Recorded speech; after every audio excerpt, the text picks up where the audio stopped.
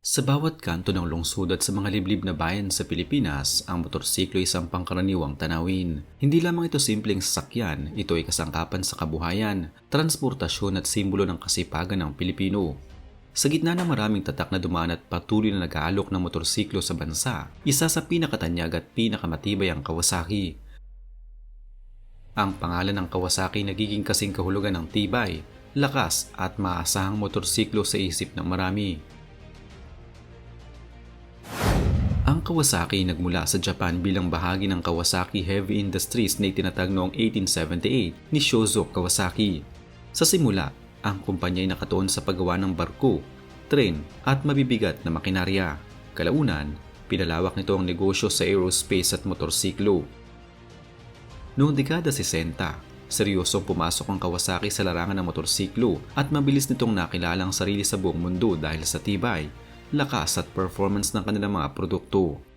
Ang mga Kawasaki motorcycle ay ginamit sa karera, leisure at pang-araw-araw na transportasyon dahilan upang makilala ang tatak bilang isa sa pinakarespetadong global brands sa industriya ng motorsiklo.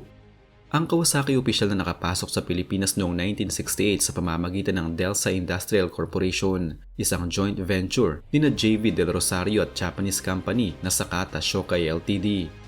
Layunin ng partnership na ito na ipamahagi ang mga produktong Kawasaki sa lokal na merkado. Noong 1974, mas formal na pumasok ang Kawasaki Heavy Industries sa bansa at kalaunan ay nabuo ang Kawasaki Motors Philippines Corporation.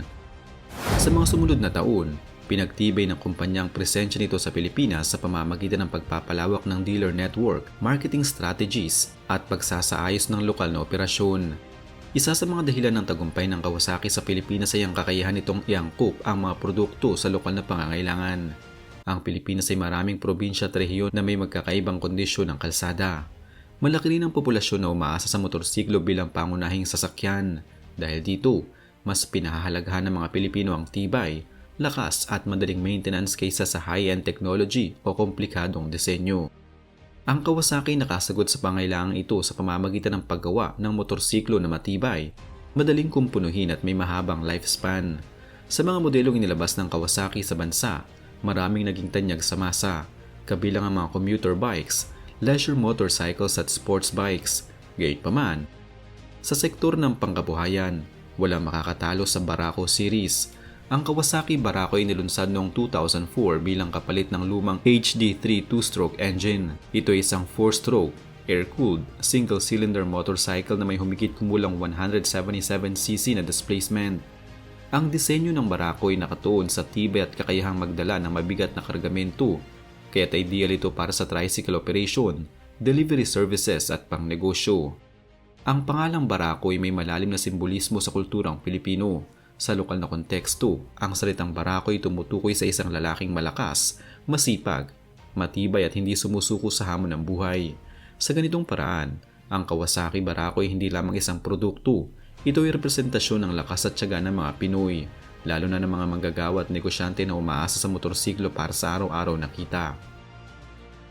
Isa sa mga pangunahing dahilan kung bakit tinatangkilik ng mga Pilipino ang Barako ay ang tibay nito. Kilala ang modelong ito sa kakayahang magdala ng mabigat na kargamento at sidecar nang hindi agad nasisira ang makina. Dahil dito, naging karaniwan itong gamitin bilang base ng tricycle sa maraming bayan at probinsya. Ang mataas na torque ng Barako ay nagbibigay daan upang kayanin ang bigat ng pasahero at kargamento kahit pa sa paakyat o hindi sementadong kalsada. Ang konsepto ng matibay na makina na kayang tumagal sa mabibigat na trabaho ay tumutugma sa pang-araw-araw na buhay ng maraming Pilipino kaya't natural na naging paborito ito sa sektor ng transportasyon. Bukod sa tibay, pinapahalagahan ng mga gumagamit ang pagiging simple ng Barako. Hindi komplikado ang makina kaya madali itong kumpunuhin kahit sa malalayong lugar na walang authorized service center. Ang availability ng spare parts sa buong bansa ay isang malaking bentahe. Para sa mga tricycle operator at delivery rider, mas mahalaga ang isang motorsiklo na madaling ayusin kaysa sa high-tech ngunit komplikadong modelo. Ito rin ang dahilan kung bakit ang Barako ay nananatiling top choice para sa maliliit na negosyante at transport workers sa buong bansa. Sa paglipas ng panahon, pinalawak ng Kawasaki ang Barako series upang mas umangkop sa pangangailangan ng merkado. Lumabas ang Barako 2 bandang 2013 hanggang 2014 na may mas pinahusay na makina, mas maayos na fuel efficiency at mas madaling starting system. Ang panahong ito ay nagsilbing pagpapatibay sa branding ng Barako bilang motorsiklo na tunay na pang Pinoy. Noong 2022, inilunsad ang Barako 3 na may fuel injection system.